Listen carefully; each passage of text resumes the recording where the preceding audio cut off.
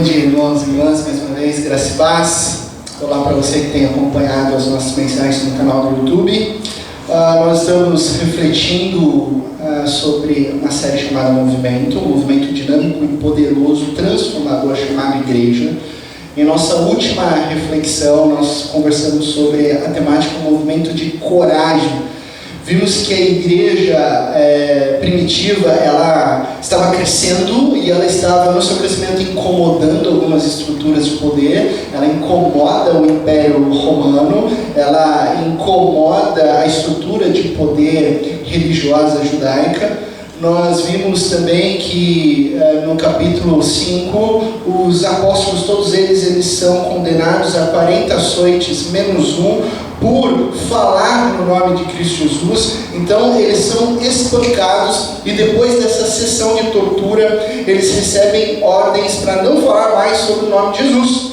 Porém, mesmo depois dessa sessão cruel de dor, eles não deixaram de proclamar que Cristo Jesus é Senhor e Salvador, que veio a esse mundo, que morreu pelos nossos pecados, que foi sepultado, mas que ressuscitou no terceiro dia e vivo está.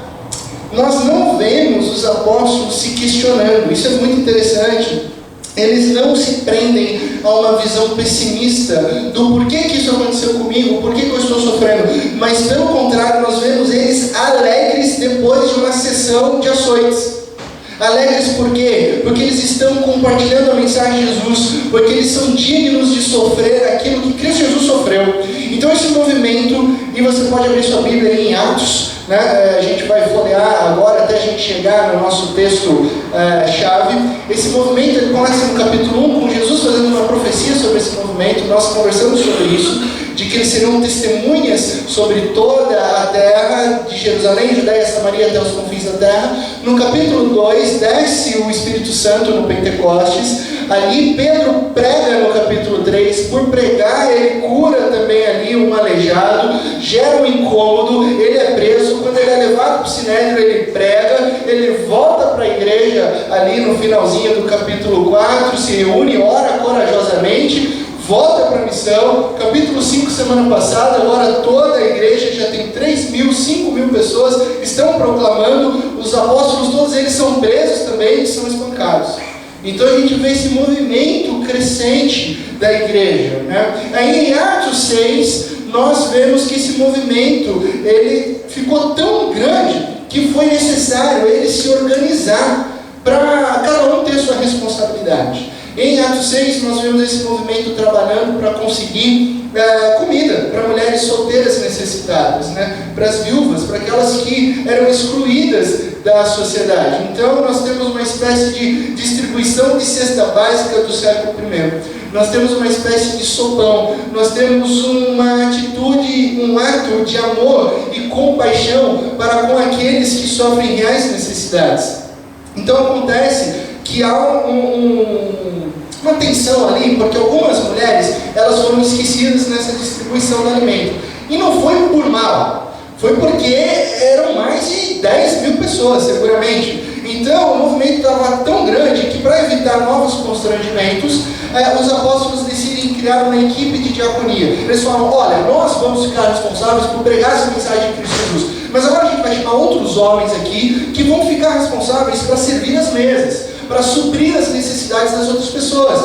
E o primeiro líder a ser escolhido foi um homem chamado Estevão.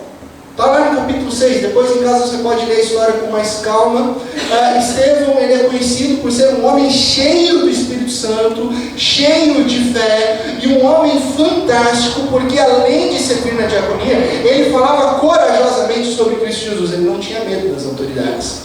Só que os líderes pensaram uma coisa. Olha só, o celular falando bobagem. Desculpa, gente. Deixa eu colocar aqui. Esse homem está cheio de fé, cheio de Espírito Santo, falando corajosamente. Aí os líderes olham e falam assim: a gente tem uma ideia.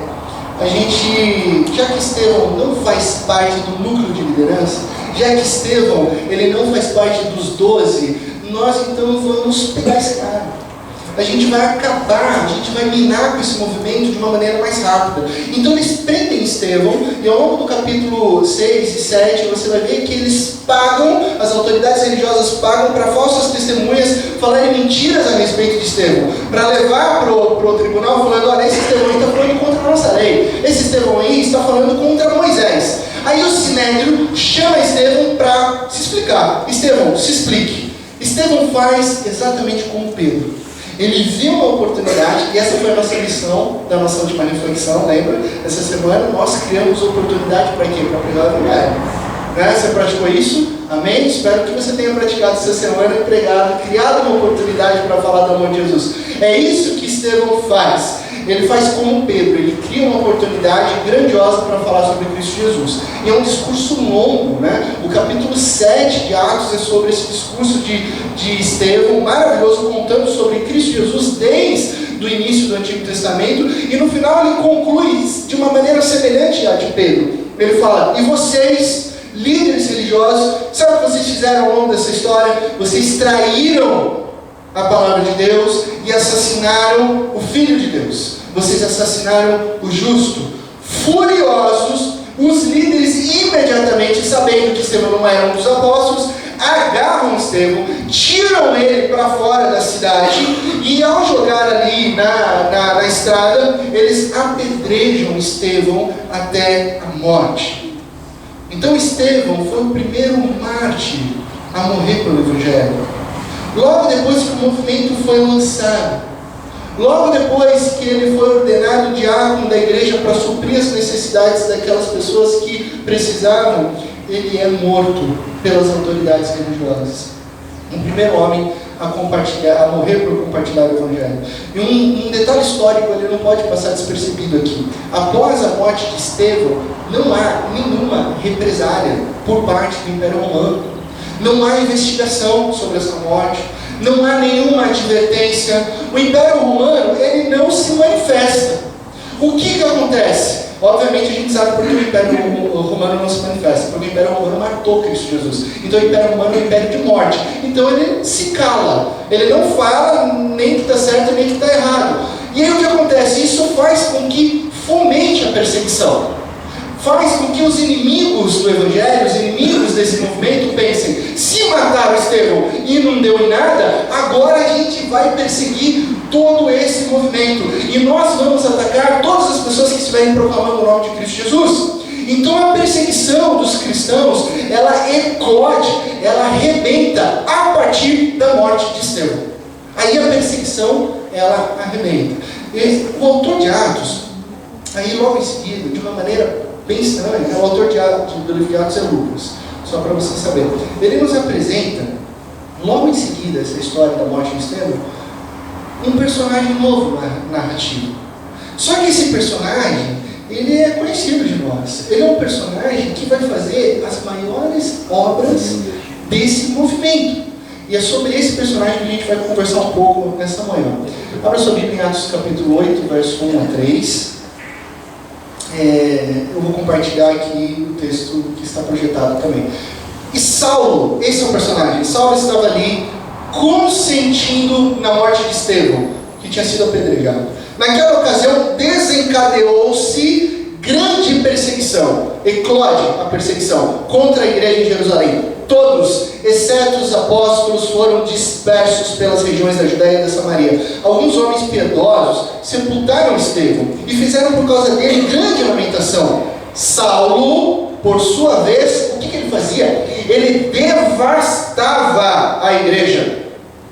Ele ia de casa em casa, arrastando homens, arrastando mulheres e os lançando na prisão. Feche seus olhos, vamos orar mais uma vez. Pai de amor, nós estamos diante da Tua Palavra e pedimos que o Teu Santo Espírito, aquele que foi derramado sobre esse movimento e que habita em nós nessa manhã, esteja nos orientando e falando nos nossos corações aquilo que o Senhor tem para as nossas vidas. É no nome de Cristo que nós oramos. Amém. Primeira pergunta aqui, né? Vamos jogar essa pergunta. Quem que é Saulo? Vamos começar com esse novo personagem. Quem que é Saulo? Saulo, ele é o apóstolo Paulo antes do encontro com Jesus, ok? Me desculpa se você não sabia dessa informação, eu acabei te dando um spoiler do livro de Atos. Mas fica tranquilo, você vai ler com mais calma. Mas, pastor, Paulo é Saulo? Saulo é Paulo? Como assim? Explica isso de Paulo, Saulo e Paulo. Quantos aqui, ao longo da tradição cristã, aprenderam que Saulo, ele era Paulo, Saulo, né, era o nome de Paulo quando ele perseguia os cristãos. E depois de convertido, o seu nome mudou para Paulo. Quem aqui aprendeu isso daí? A grande maioria das pessoas aprenderam que Saulo era o nome de Paulo antes de ter um encontro com Jesus. E que depois ele se chamou Paulo. Muito bem! Não tem nada a ver isso que ensinaram para vocês. Tá bom? Vamos desconstruir isso aí. Isso é algo que acontece mesmo na tradição cristã, não tem nada a ver, nós aprendemos errado essa história. Paulo não teve uma troca de nome, é tipo aquelas narrativas que a gente aprende quando é criança, sabe? Não toma manga com leite que faz mal, daí fica permanecendo isso e não tem nada a ver. Então o que acontece? Paulo era Saulo, mas não teve essa troca em virtude de uma conversão. Não, Saulo era o seu nome na comunidade judaica. Saulo era um nome hebraico, mas Paulo era cidadão romano. Então era comum ele ter um nome gentil também. Então ele tinha o nome Paulo e ele tinha o nome Saulo. É apenas isso. Ele tem dois nomes, não tem nada a ver com a conversão. Tanto que depois de convertido, Lucas ainda fica chamando Paulo de Saulo ao longo de Atos capítulo 13. Lucas também fala Saulo. Se fosse Paulo, não podia chamar mais de Saulo. Enfim, vamos desmistificar tudo isso daí que nós aprendemos quando éramos crianças. São dois nomes, Saulo e Paulo, um hebraico e outro grego. Mas o que está acontecendo aqui é que Saulo, por isso você pode chamar Paulo de Saulo, tá? Não tem problema, não pode ficar tranquilo. Às vezes eu não posso chamar Paulo de Saulo, porque agora ele se converteu, né, Paulo? Não pode chamar de Saulo, ok? Você encontra um amigo que se chama Saulo, você olha já está meio torto, né? A mãe dele colocou o nome dele de Saulo, de perseguidor de cristãos, né? Você já olha meio torto. Não, Saulo é um nome hebraico. O que está acontecendo aqui com Saulo? Ele consentia na morte de Estevão. Ao ter nas mãos a túnica de Estevão, isso é o final do capítulo 7, entregam a túnica de Estevão nas mãos de Paulo. Isso significa que Saulo estava ali liderando aquele espancamento, aquela tortura que ocasionou em morte. A partir da morte de Estevão, essa perseguição, segundo o texto bíblico, ela é generalizada, ela é desencadeada, e o texto é claro que os discípulos eles são dispersos. Acompanhe comigo o verso de Atos 8:1 aqui em cima. Naquela ocasião, desencadeou-se grande perseguição contra a igreja de Jerusalém. Todos, exceto os apóstolos, foram dispersos. Por quais regiões? Judéia e Samaria. Mas olha o texto de Atos capítulo 1, verso 8, que nós lemos no nosso primeiro encontro dessa série. Mas receberão poder quando o Espírito Santo descer sobre vocês, palavra de Cristo, e serão minhas testemunhas em Jerusalém, em toda a Judéia e Samaria, até os confins da terra. Para você memorizar, para você guardar. Um é Atos 8:1 e o outro Atos 1:8. O que esses versículos têm em comum? Aqui está em Atos capítulo 8 o cumprimento da profecia de Cristo Jesus, de que eles seriam dispersos por todo mundo para proclamar o Evangelho, mas talvez não da maneira que eles pensavam. Quem aqui iria pensar que a igreja iria se expandir por meio de uma situação tão violenta, né? De uma situação sanguinária? Então essa dispersão, ela não ocorre de maneira voluntária, ela acaba acontecendo por causa de perseguição, ela acaba acontecendo por causa de violência e de morte. Então a princípio você pode pensar, acabou, perderam. Eles mataram um diácono, eles mataram um homem que é cheio de fé, um homem cheio do Espírito Santo, morreu na mão desses criminosos, morreu na mão desses injustos. E aí você pensa, acabou. Se Estevão foi morto, e ele viu, né, no seu apedrejamento, ele viu Cristo Jesus à direita de Deus Pai, e falou, Deus, perdoa esses caras e me recebe. Se esse homem cheio de fé, cheio de amor morreu, o que vai ser da gente? Então a igreja não acaba aqui. Só que uma lição importante a gente tem aqui, que a violência ela não mata uma ideologia, mas ela encoraja os que são perseguidos. A violência ela não aniquila. E o Evangelho é muito mais do que uma ideologia, é mais do que um conjunto de ideias. O Evangelho é muito mais do que convicções filosóficas e sociológicas sobre como viver, porque o Evangelho é poder de Deus. O Evangelho é, segundo a palavra grega, dínamos, que é a mesma raiz para dinamite. É um poder que eclode, que transforma a minha vida, que transforma a sua vida, que capacita a igreja nesse movimento, que é a proclamação do Evangelho de Cristo Jesus. E que o próprio Jesus disse: nem as portas do Hades vão impedir a igreja. Ou seja, nem as portas da morte, elas seguram a igreja em sua expansão. Tanto é que a palavra de Deus chega a nós aqui em 2019. Parece lógico pensar que a expansão desse movimento ela acontece por meio da morte de um homem cheio de fé. Mas nós precisamos compreender que a renovação da nossa mente, de quem Paulo fala em Romanos capítulo 12, a nossa mente renovada, de acordo com a fé, ela será totalmente oposta às concepções seculares e às convicções filosóficas desse mundo atual. Ser cristão, sabe, aquela imagem do peixinho nadando contra a maré, sabe? Ou para você que gosta de desenho como eu, né? Você assistiu Nemo, né? Sabe, a Dory, quando ela está lá e passa aquele barco e leva todos os peixinhos, assim, e todos os peixinhos estão lá morrendo, vão morrer, porque a rede está puxando, e a Dory fica a única nadando para baixo, e ela fica, continua a nadar. E ela nadando sozinha, o barco vai matando todos os peixinhos. Só que ela fica, continua a nadar. De repente os peixinhos começam a ouvir a Dory, vamos nadar. Eles derrubam o barco. Por quê? Porque é um coletivo, é um movimento, isso é a igreja. A igreja nada contra a sociedade, mas não nada sozinha, ela nada em coletivo. Então nem as portas da morte podem segurar esse movimento. Eu gosto de uma frase de Tertuliano, ele é filósofo cristão do segundo século, e ele diz o seguinte: o sangue dos cristãos é a semente da igreja. A gente pode pensar que quando a igreja se acomoda, ela perde a sua relevância. Ela fica ali em si mesmada, então ela fica parada, então está confortável aqui, e aí ela vai perdendo a relevância para a sociedade. Ela vai perdendo a sua luz diante dos homens. Mas quando a igreja é perseguida, quando a igreja sangra, quando a igreja ela é questionada, aí que ela brilha a luz do Evangelho. A sociedade tem nos questionado e nós estamos nos calando.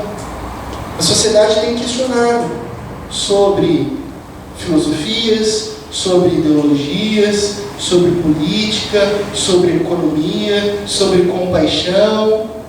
E a igreja está fazendo o quê? Discutindo se pode ou não pode pôr piercing. Discutindo se bateria na igreja é pecado ou não. Discutindo se um umbigo tinha... Se um umbigo tinha Adão, é ótimo, né? Se Adão tinha umbigo. A gente precisa responder as perguntas da sociedade. A gente precisa voltar a brilhar a luz. Por que a gente não quer responder as perguntas da sociedade? Porque nós seremos perseguidos. Porque a sociedade que está falando em relacionamento aberto, você vai ter que falar que um casamento diante de Deus permanece para sempre. E aí você vai ser perseguido. Aí você vai ser questionado. Aí a sociedade vai falar que filhos são empecilhos, né, que é mais fácil ter um cachorro. Você vai responder falando: não, filho é presente de Deus, eu amo os meus filhos. Ai, você vai ser questionado. Então a igreja ela prefere se acomodar. Então, essa frase é muito real. Através do sangue dos cristãos, a igreja cresce, ela floresce. E quem estava liderando essa perseguição que devastava a igreja era Saulo, que tinha como objetivo acabar com esse movimento. Essa era a ideia, essa era a missão de Saulo. Muitos foram mortos ao longo desse espalhar da igreja. E uma imagem que você pode pensar aqui comigo é como se Saulo estivesse pisando no formigueiro. Você já foi criança, né? Assim como eu. Quem nunca não pisou no formigueiro, né? Criança tem mania né, de chuçar as coisas, de fazer bagunça. Você vê um formigueiro e você pisa no formigueiro, ou você chuta o formigueiro. O que acontece? Você mata uma porcentagem de formigas ali, mas as outras que elas fazem, na hora elas se espalham. É isso que Paulo estava fazendo com a igreja. Ele pisava no formigueiro, ele matava alguns, mas a igreja se espalhava. Ele chutava outro formigueiro, ele matava alguns cristãos, mas a igreja se espalhava. Então Saulo ele consente, Saulo ele mata, Saulo ele arrasta, Saulo ele prende, Saulo ele faz coisas terríveis que a Bíblia nomeia como devastar a igreja igreja, até o momento em que algo incrível acontece com a vida de Saulo. Atos capítulo 9, verso 1, 19, eu não coloquei esse texto aqui, vou compartilhar e ler com vocês. Se você tiver com a sua Bíblia, por favor, abra. Se você tiver o aplicativo, por favor, mantenha ele ligado no celular. Atos capítulo 9, verso 1, 19. Enquanto isso, Saulo ainda respirava ameaças de morte contra os discípulos do Senhor. Dirigindo-se ao sumo sacerdote, pediu-lhe cartas para as sinagogas de Damasco, de maneira que, caso encontrasse ali homens ou mulheres que pertencessem ao caminho, pudessem levá-los presos para Jerusalém. Paulo estava cansado de perseguir em Jerusalém lá, então ele pede uma carta para: eu quero matar outros cristãos em outras cidades. Em sua viagem, quando se aproximava de Damasco, de repente brilhou ao seu redor uma luz vinda do céu. Ele caiu por terra e ouviu uma voz que lhe dizia: Saulo, Saulo, por que você me persegue? Saulo perguntou: quem és tu, Senhor? Ele respondeu: eu sou Jesus, a quem você persegue. Levante-se, entre na cidade, alguém dirá o que você deve fazer. Os homens que viajaram com Saulo pararam emudecidos. Eles ouviam a voz, mas eles não viam ninguém. Saulo levantou-se do chão e, abrindo os olhos, não conseguia ver nada, completamente cego. E os homens o levaram, empurrando ali, guiando pela mão até Damasco. Por 3 dias ele esteve cego, e nesses 3 dias ele não comeu nada, não bebeu nada. Em Damasco havia um discípulo de Jesus chamado Ananias.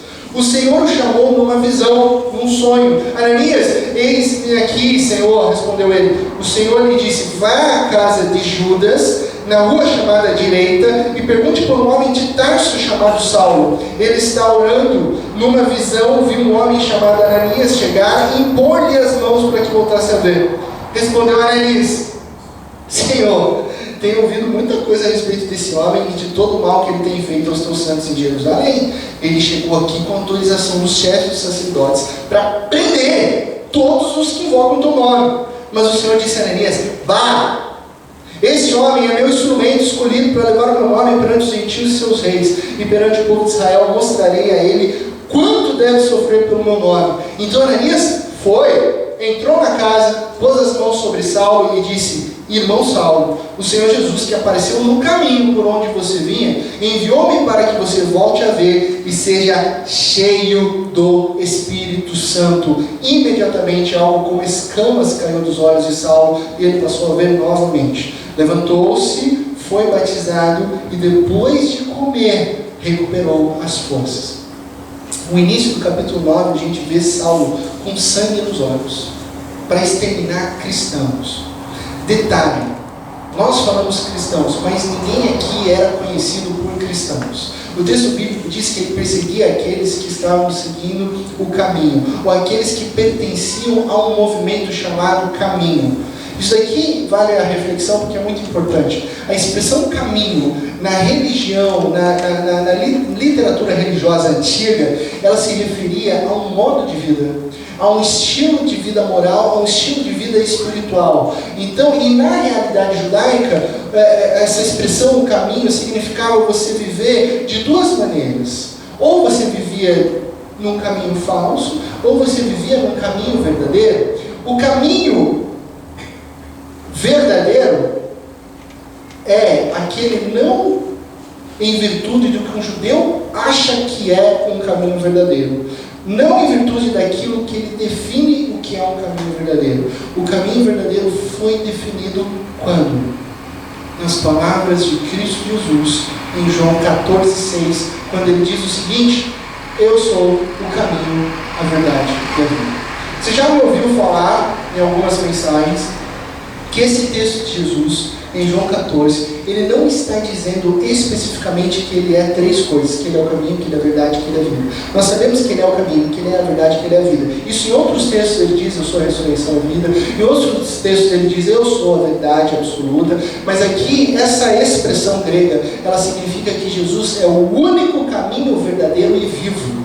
Ela enfatiza o caminho. O caminho é esse que é verdadeiro e vivo. Então esse movimento é o movimento do caminho único, que é verdadeiro e que é vivo, que é Cristo Jesus. Aí Saulo, nessa viagem persecutória, perseguindo as pessoas desse movimento do caminho, ele cai literalmente no chão, porque ele é invadido por uma luz tão ofuscante vinda do céu, que ele cai no chão. E a seguir há uma voz: Saulo, Saulo, por que você me persegue? Esse é outro diferencial, outra coisa profunda. Porque Saulo poderia ter pensado ali, caído no chão: eu não estou perseguindo uma pessoa, eu não estou perseguindo um eu estou perseguindo o movimento, o caminho, eu estou perseguindo toda essa comunidade, todo esse ajuntamento, todo esse movimento. Mas olha a beleza disso, olha que lindo, porque é Jesus que está dizendo. Para Jesus, a perseguição estava sobre ele. Isso é maravilhoso, porque significa que perseguir os discípulos de Jesus é exatamente o mesmo que perseguir o próprio Cristo. Jesus não diz: Saulo, Saulo, por que você está perseguindo a minha igreja, a minha eclesia, o meu ajuntamento, o meu movimento? Não, Jesus fala: por que você está me perseguindo? O significado dessa expressão me perseguindo mostra a sua profunda união com a igreja. Se o que atinge a mim e a você como igreja, atinge a Cristo, porque nós somos o corpo de Cristo Jesus. Nós somos a representação de Cristo Jesus aqui na terra. Por isso que depois, aí sim nós somos nomeados cristãos. Que na perspectiva do C.S. Lewis, ele explica isso dizendo que nós somos pequenos cristos, fazendo o que Cristo faz, porque nós somos representantes dele aqui na terra. Então, Saulo fica cego por 3 dias, ouve isso e fica desesperado sem ter o que fazer. Enquanto isso, tem um cara lá em Damasco chamado Ananias, e Deus diz a ele: Ananias, encontre-se com um homem vindo de Tarso chamado Saulo, e você vai impor as mãos sobre ele, com o poder do Espírito Santo você vai fazer esse homem voltar a enxergar. Mas é Saulo de Tarso, ok? Qual é a resposta de Ananias? Senhor, eu tenho ouvido muita coisa a respeito desse homem, de todo o mal que ele tem feito aos teus santos em Jerusalém. Essa resposta de Ananias é meio que engraçada, né? Porque assim, com todo o respeito, ele está tentando corrigir Deus. Ele está tentando falar: olha Deus, não sei se o Senhor está sabendo, mas esse Saulo aí, ele é do mal. Esse Saulo aí, ele é do lado sombrio da força. Senhor, eu acho que eu vou ter que te avisar aqui uma coisa, com muito jeito, com muito respeito, mas Saulo, ele tem planos para fazer maldade contra aqueles que são os teus santos. Esse homem, Saulo, você está me pedindo para impor as mãos sobre ele, mas ele não joga no nosso time. O Senhor mandou, segundo o texto bíblico diz, a gente ser santos. Mas esse cara que está vindo aí é Corinthians. O senhor não está entendendo. Como é que a gente fica aqui? Ele não joga no mesmo time, não. Qual que é a resposta de Deus? É essa: vai. Ananias se assemelha muito a Jonas, né? Aliás, vários homens ao longo da história sempre tem uma desculpa para não fazer aquilo que Deus manda, né? Não só aqueles homens, né? Principalmente eu, principalmente você. E Deus diz: vá. Vá, porque este homem é meu instrumento escolhido para levar o meu nome perante os gentios e seus reis e perante o povo de Israel. Sabe o que Deus está dizendo? Ananias, meu querido, eu não te perguntei nada. Eu não quero o teu feedback. Eu apenas estou te dizendo: vá. Vá porque eu disse vai. Vai porque eu estou no comando de todas as coisas. Vai, Ananias, porque nada foge do controle das minhas mãos. Saulo, eu sei, você não me contou nenhuma novidade, que ele tem perseguido a igreja e que tem feito coisas cruéis, mas ele é meu instrumento. Ele nem sabe, mas ele já está sendo meu instrumento para fazer a dispersão da igreja. E mais, ele vai ter uma história de vida completamente mudada, porque eu estou fazendo a minha vontade através de Saulo. Ele é o meu escolhido. Um pouco de teologia reformada: nada foge da soberania de Deus. É isso que nós cremos. Nada foge do controle de Deus. Todas as coisas estão debaixo da vontade soberana de Deus. Quer a gente entenda, quer a gente não compreenda. Às vezes a gente escuta a frase do tipo: mas eu escolho Deus, eu não escolho Deus, mas o meu amigo está na graça, meu amigo caiu da graça, ele caiu da graça e voltou da graça, daí ele caiu de novo, daí ele não sabe para onde vai, daí ele escolhe, e eu não escolho. Não, mas eu que escolho se eu quero. Uma teologia do umbigo humano, uma teologia onde Deus não é o centro, mas sim o homem. Agora, quando a gente volta para a Bíblia, a gente vê que Saulo não escolheu Jesus. A gente acabou de ler o texto bíblico. Saulo não escolhe Jesus. O que Saulo escolhe? Matar aqueles que seguem Jesus. Essa é a escolha de Saulo. Eu estou saindo para matar. Sumo sacerdote, me dá uma carta, porque eu já cansei de prender aqui em Jerusalém, agora eu quero prender lá em Damasco. Só que, então, o que a gente precisa entender nessa teologia da soberania de Deus, nessa teologia que é bíblica? Saulo não encontrou Jesus. Ele foi encontrado por Cristo. Ele está a caminho de matar pessoas, e Cristo o encontra. Escolhido Saulo antes da fundação do mundo, predestinado a ser conforme a imagem e semelhança de Cristo.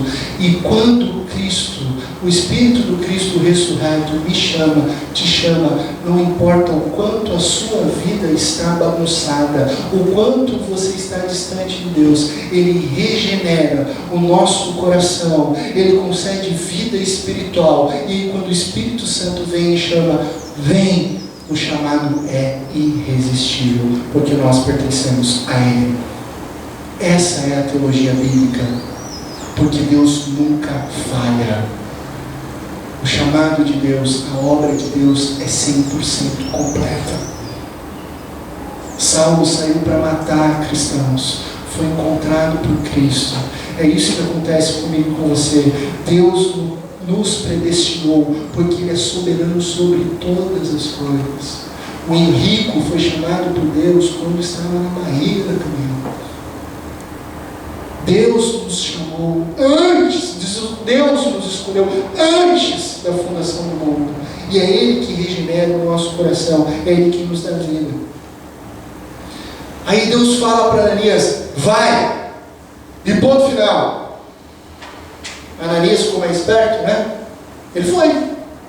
Deus está falando, foi, pôs as mãos sobre Paulo e disse: irmão Saulo, agora já virou até irmão, né? Percebe? Ananias aprende errado. Irmão Saulo, fidelidade a Deus. Irmão Saulo, Senhor Jesus, que apareceu no caminho por onde você vinha. Então Saulo, Ananias sabe, porque Deus contou para ele. Enviou-me para que você volte a ver e seja o que? Cheio do Espírito Santo. Saulo em um momento matando cristãos, distante de Deus, em outro cheio do Espírito Santo.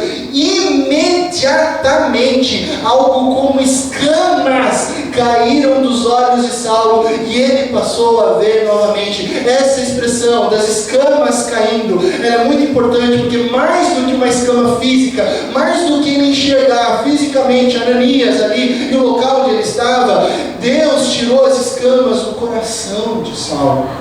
Essa cena é maravilhosa. Ele passa a ver, como nós acabamos de cantar aqui. Ele passa a ser livre. Ele passa a ser livre para viver a vontade de Deus. Jesus cura a cegueira espiritual. Isso é maravilhoso. Essa semana eu estava fazendo lição de casa com a Bela, e no livro de história ela recebeu uma narrativa, uma foto, né? A foto da caverna o mito da caverna de Platão, e a pequena narrativa explicando o que era o mito da caverna de Platão. Vocês lembram dessa história? A história dos homens dentro de uma caverna. Eles estão presos, mãos, braços, pescoços, né? E eles só podem olhar para o fundo da caverna.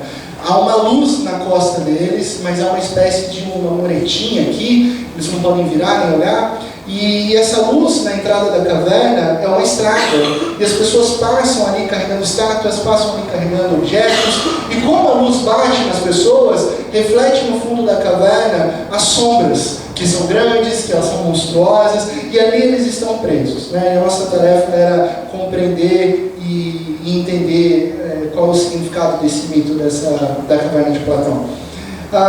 Então, a única realidade que esses homens presos enxergavam era a projeção das sombras na parede. Só que as sombras não são a realidade. E aí, lembrando, né, da citação original mesmo de Platão, o que Platão diz? Platão diz o seguinte: tem slide? Tem, né? Pode passar mesmo.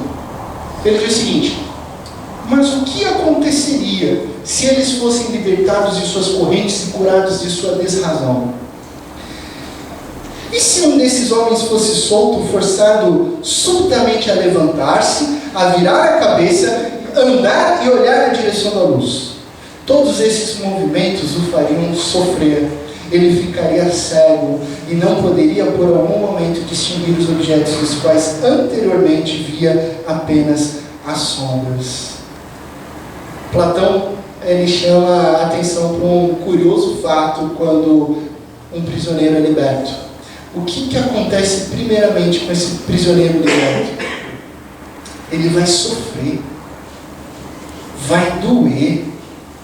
Ele não vai agir, ele vai padecer primeiro, porque toda a vida dele ele ficou preso na mesma posição, né?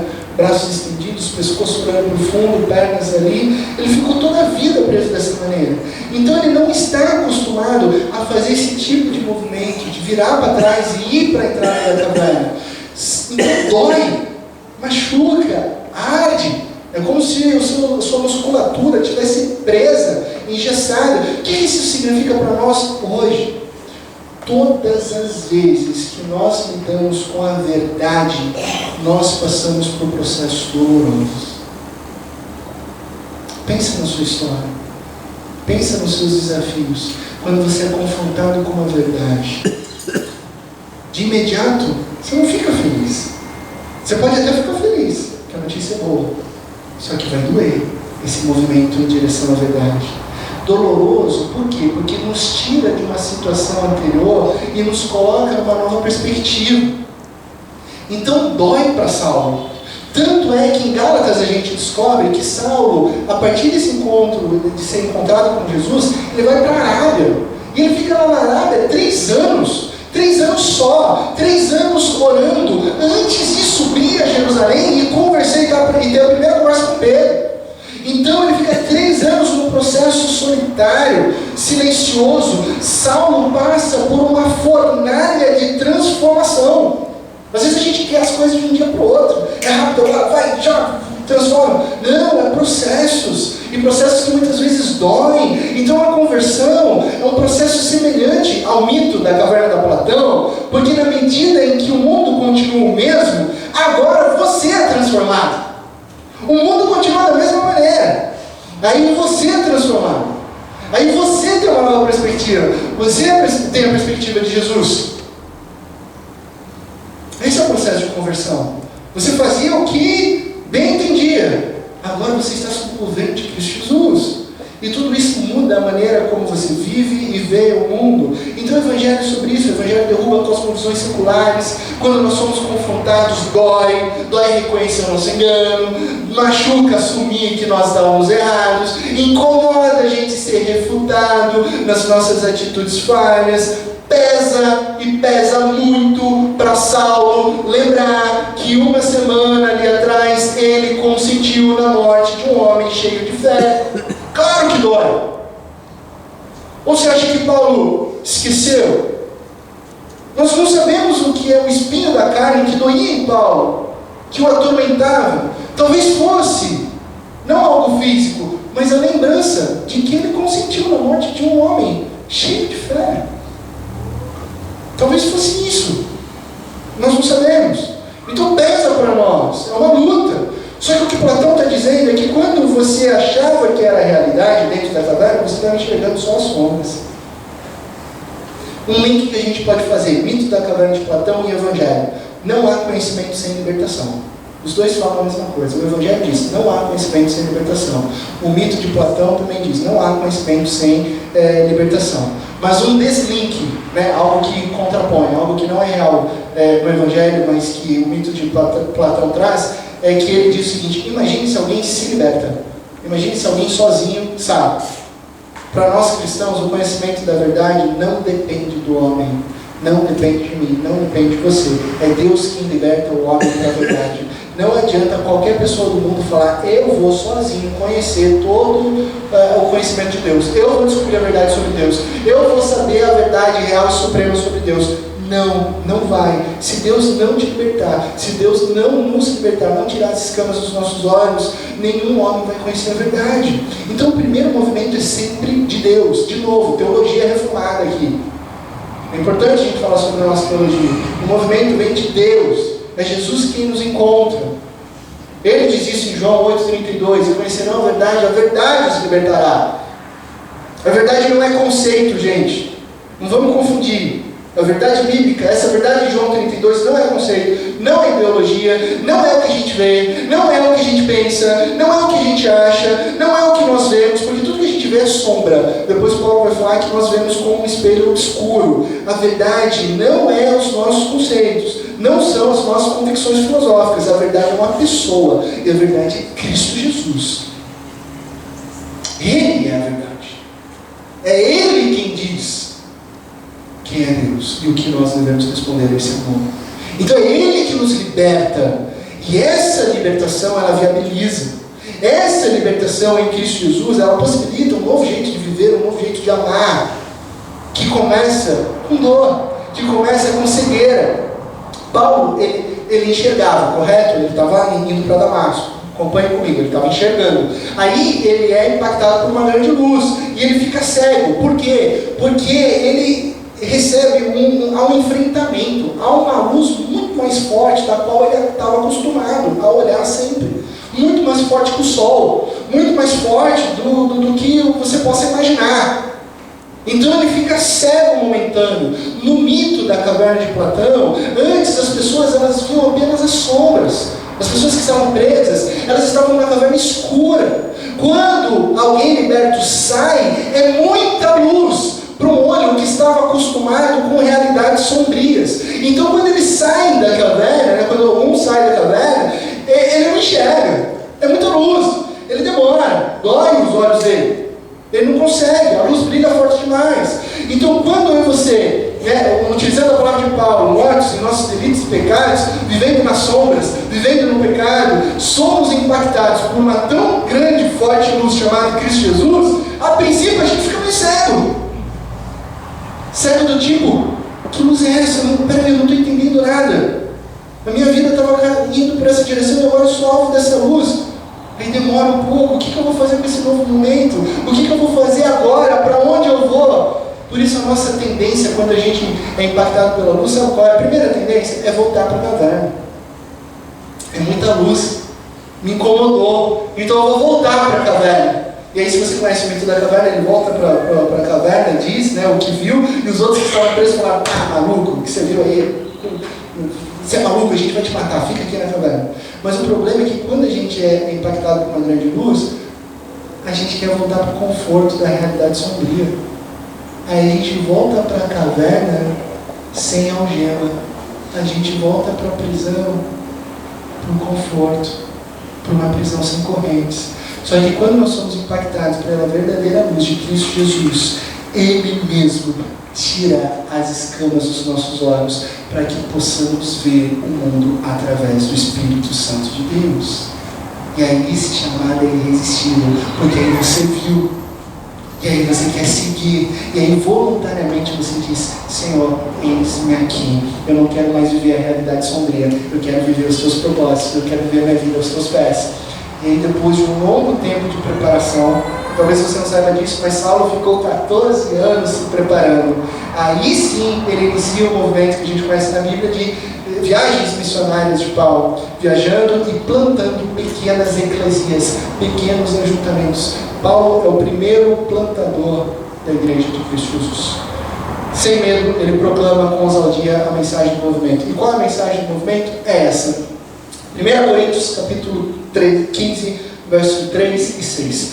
Pois o que primeiramente lhes transmiti foi o que recebi, que Cristo morreu pelos nossos pecados, segundo as Escrituras, foi sepultado e ressuscitou no terceiro dia. Segundo as Escrituras, apareceu a Pedro e depois aos 12. Depois disso apareceu mais de 500 irmãos de uma só vez, a maioria dos quais ainda vive, embora alguns já tenham adormecido.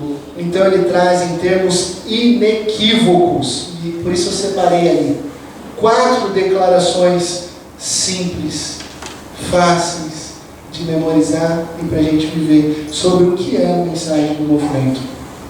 Cristo morreu pelo meu, pelo seu, pelos nossos pecados presentes, passados e futuros. Cristo Jesus, ele foi sepultado. Isso é importante. Cristo Jesus morreu e foi sepultado. Ele cumpre a profecia do Antigo Testamento. Mas Cristo Jesus ressuscitou no terceiro dia, porque a morte não podia segurar Cristo Jesus, porque nele não havia pecado algum. E então, depois de ressurreto, Cristo Jesus apareceu aos 12. Depois de um tempo ele apareceu a cerca de 500 pessoas, testemunhas oculares, que nesse texto Paulo vai dizer, você duvida? Alguns desses, aí ele diz aqui, a maioria dos quais ainda vive. Você está duvidando que Cristo apareceu? Pode sair e perguntar para aqueles que viram Cristo Jesus ressurreto. Essa é a mensagem do movimento. Cristo morreu, foi sepultado, ressuscitou e apareceu. Esse é o fundamento da mensagem. E às vezes a gente fica, mas pastor, tem uma pergunta. Os 7 dias da criação, eles foram literais ou não? Mas pastor, quantos anjos é necessário para mover uma montanha de um lado para o outro? Mas pastor, e os dinossauros? A Bíblia não fala, eles estão aqui ou não? Mas pastor, se Adão foi o primeiro homem a ser criado, ele tinha ou não tinha umbigo? E a gente fica, sabe, preso a pequenas dúvidas, a pequenos questionamentos, sabe? Quando a mensagem do movimento é essa, o que você precisa saber prioritariamente no seu coração, na sua mente, é que Cristo morreu por você. Ele derramou a sua vida por você. Ele teve que morrer porque Ele pagou o nosso preço pelo nosso pecado. Ele foi sepultado e Ele ressuscitou no terceiro dia, mostrando que nele eu tenho vida, você tem vida. Vida plena e abundante, que não é nada sobre o que você faz ou deixa de fazer, que não é sobre o tamanho do seu cabelo, que não é sobre você ir até a Meca e voltar até a Meca, não é sobre você cumprir ritos religiosos, não é sobre o que você faz, o que você deixa de fazer, nada disso, não é sobre religiosidade, não é sobre você, é sobre o Cristo te encontrando e dizendo, do jeito que você está, não importa o que você fez, o que você deixou de fazer, você é meu, você é minha, eu te escolhi desde antes da fundação do mundo para viver esse movimento, para viver essa alegria, para viver uma vida com sentido e plena. É isso que você precisa saber. Esse é o ponto de partida fundamental. A pergunta que a gente faz é, você já abraçou essa verdade plenamente? De que Jesus morreu, ressuscitou, está presente aqui fora dos nossos corações? Porque essa é a mensagem que une os cristãos no mundo todo. O que eu faço, pastor, com essa mensagem? Você se entrega, você crê, você abraça essa verdade de que Cristo Jesus te salvou e te inseriu aqui num movimento de Deus chamado igreja, para você expandir e proclamar a boa notícia de que você tem a vida eterna em Cristo Jesus. Que Deus te abençoe, com mais absoluta certeza. Para refletir, praticar, lembre-se do dia em que as escamas dos teus olhos caíram. Talvez foi há muito tempo atrás, talvez foi num acampamento, talvez foi quando você era criança, talvez foi semana passada, talvez esteja acontecendo aqui nessa manhã, que aqui estamos pregando a mensagem do Evangelho. Qual é a sua reação diante dessa mensagem de vida, diante dessa mensagem plena? Reflita nisso. E para praticar durante a semana, até que ponto você entregou a sua vida totalmente a Jesus? Sente-se com Deus. Quando eu falo sente-se com Deus, estou falando sente-se com Deus mesmo. Separa um tempo, separa um lugar na sua casa, feche a tua porta em secreto, e o Deus que está em secreto vai te ver orando em secreto.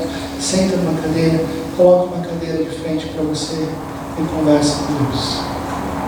Ouça o que Ele está te pedindo para fazer na obra dele. Converse com Ele. Comece dizendo: Pai, eis-me aqui, me usa, estou aqui, estou nesse movimento e quero ser usado por Ti. Ore durante essa semana sobre isso e participe desse movimento. Eu quero te convidar a se colocar em pé, vamos orar.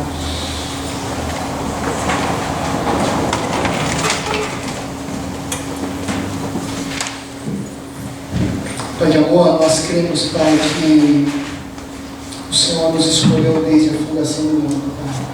Nós cremos que o Senhor nos chamou para proclamarmos a Tua mensagem, a mensagem do movimento, a mensagem de que Cristo Jesus, enviado pelo Senhor, veio a esse mundo, viveu aqui nessa terra, sofreu todo tipo de tentação das quais a gente sofre, vivenciou todo tipo de dor, vivenciou tudo aquilo que nós sofremos, e injustamente Ele foi condenado à morte, mas Ele foi obediente à morte, até a morte de cruz, para cumprir a Tua vontade, para nos salvar, para purificar os nossos corações. E por ser Ele puro, santo, santo, santo, a morte não pôde segurar. E nós cremos que Ele ressuscitou no terceiro dia, que está vivo, e através do poder do Espírito Santo Ele habita em nossos corações.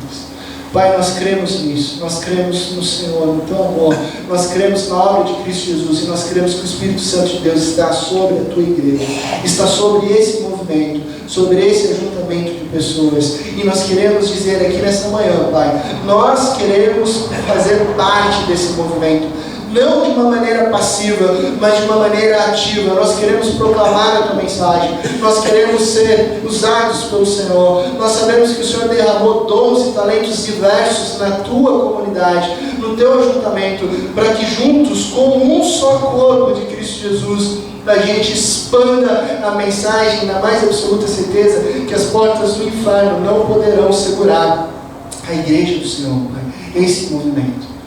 Então nós dizemos ao Senhor nessa manhã: eis-me aqui, Pai, usa-nos.